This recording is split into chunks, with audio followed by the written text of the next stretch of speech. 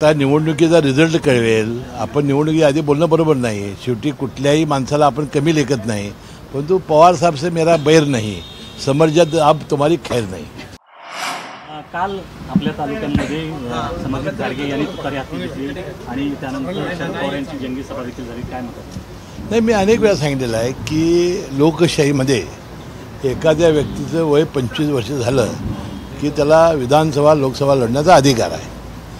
आता मुळातच आपल्या राज्यामध्ये 7 पक्ष झालेले आहेत. राष्ट्रवादीचे 2, शिवसेनेचे 2, भारतीय जनता पक्ष, काँग्रेस, मनसे, वंचित आणि अपक्ष.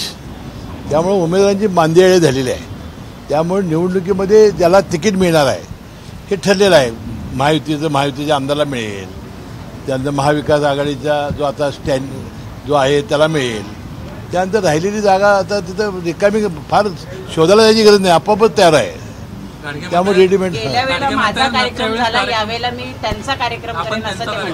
आता मला त्याचं काही निवडणुकीमध्ये डिपॉझिट जाणारा किंवा उमेदवाराला आपण निवडून येणार असं वाटतंय, त्याबद्दल मला बोलायचं नाही. परंतु पवारसाहेब हे माझे नेते आहेत, अजूनही माझ्या ते आदरस्थानी आहेत.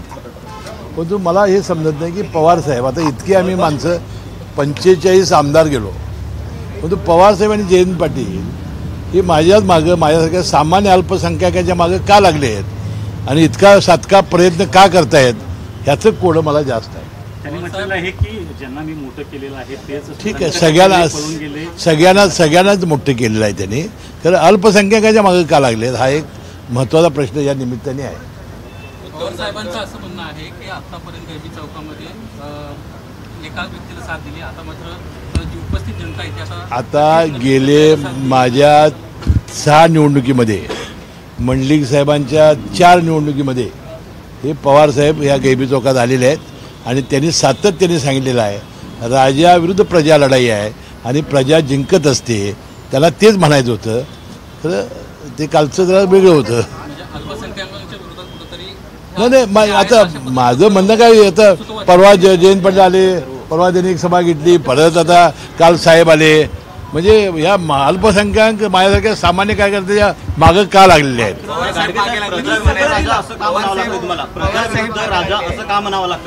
नाही, पण अशी ते पवार साहेबच म्हणतात ना दरवेळेला. त्यांची भाषणं ऐका कालची, याच्यापूर्वीची. त्यांनी कायमपणानं प्रजेचाच प्रचार केलेला आहे, रयतेचा प्रचार केलेला आहे आणि मनात त्यांची भूमिका तीच असावी. हे बघा, आता निवडणुकीचा रिझल्ट कळवेल. आपण निवडणुकी आधी बोलणं बरोबर नाही. शेवटी कुठल्याही माणसाला आपण कमी लेखत नाही. परंतु पवार साहब से मेरा बैर नहीं, समर्जद अब तुम्हारी खैर नहीं.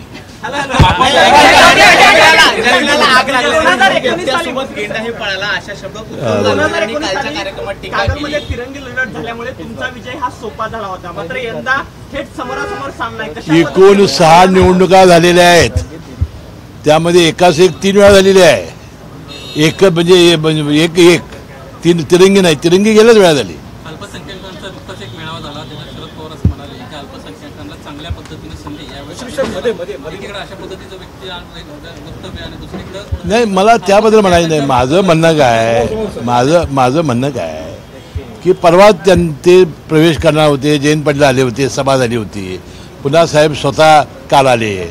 आता आम्ही काय 50 वर गेलेलो आहे ना, आमदार जे 50 वर गेले आहेत. मग माझ्यासारख्या सामान्य अल्पसंख्याकांच्या मागं का लागलेत एवढा जोर, काय उद्देश, हेच मला समजलेलं नाही.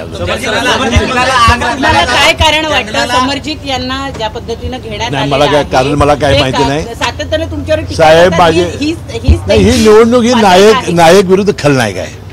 जयंत पाटील यांनी असं की समर्जित यांच्या संस्था नाही, मला काय त्यांचं माहिती नाही. जयंत पाटील यांनी असा उल्लेख केला की समर्जित यांच्या संस्था चांगल्या आहेत, मात्र तुमच्या संस्था ह्या भ्रष्टाचाराने बरबडलेल्या, असा उल्लेख जयंत पाटील यांनी नाही केलेला नाही. त्यांनी जयंत पाटील बोलूच शकत नाहीत. नाही, बोलू शकत नाहीत. तुमच्यावर कारवाई झाल्या होत्या त्यावेळेस ज्या कुटुंबाला ज्या पद्धतीने तुमच्या कुटुंबाची फरफड झाली होती संपूर्ण महाराष्ट्रानं, कुणी केली होती? कोण होतं यात? ह्यामागं कोण होतं? या संदर्भात यामागं कोण होतं? म्हणून ही नायक विरुद्ध खलनायक लढाई आहे. गाडगे साहेब त्यांनी म्हटलंय की आगामी निवडणुकीमध्ये जवळपास 30 ते 40 हजाराचा फरक असेल विजयामध्ये. कुणाचं? गाडगे म्हणतायत. अहो मी तेच सांगितलं ना तुम्हाला. आता किती मतांनी येईल तर निवडणूक ठरवेल ना. तुमच्या सोबत असणारे काही नेते शरद पवारांच्या भेटी घेत असल्याचं पाहायला मिळालं. KP पाटील असतील. अहो मी सांगतो ना, जिथं जागा रिक्त आहे तिथं जात आहेत ना सगळेच. पवार साहेबांचं पाठिंबा नाही कुणाला पाठिंबा मग आता? मंडळी सगळे चाललेले आहे. अहो असं कसं असेल? जर तिकडे जात असतील अहो त्यांना आता निवडणूक लढवायची ना. राष्ट्रवादी अजित पवार गट किंवा अजित पवार यांचा जो पक्ष आहे त्याला फटका बसेल का? अशी जी दांडावरची लोक आहेत ती दांड बदलतायत त्याच्यामध्ये. अहो ते कुठं जात आहे? ते ज्याला तिकीट मिळणार आहे तिथं विरोधी तिकीट मिळणार नाही तिथं जात आहेत. राधानगरीतले तिन्ही नेते आपल्याकडे जात आहेत. किती आता गेल्या वेळेला सुद्धा आम्ही दोघांच्या समजुता करण्यापर्यंत समजत झाला नाही. ते मेहुण्या पाहुण्यांची जी आहे ते समजुता होण्याच्या पलीकडे आहे. मी तर थकलोला आहे ते मिटवण्यामध्ये. तुम्ही पाठीवरचा देव खाली ठेवला. आमदार राहणार नाही, तुम्हाला मोठी जबाबदारी देण्यात येईल. नाही ते मेजॉरिटी त्याला बहुमत व्हावं लागतं. सर तुम्ही निवडून यावं लागतं आणि बहुमत व्हावं लागतं. सर ते म्हणतायत आम्ही आमदारच करणार नाही समर्जितना तर मंत्री पण करू. नाही ते निवडून यावं लागतं आणि बहुमत व्हावं लागतं. आणि मुश्रीफ साहेब मोठ्या लीडने निवडून येणार आहेत.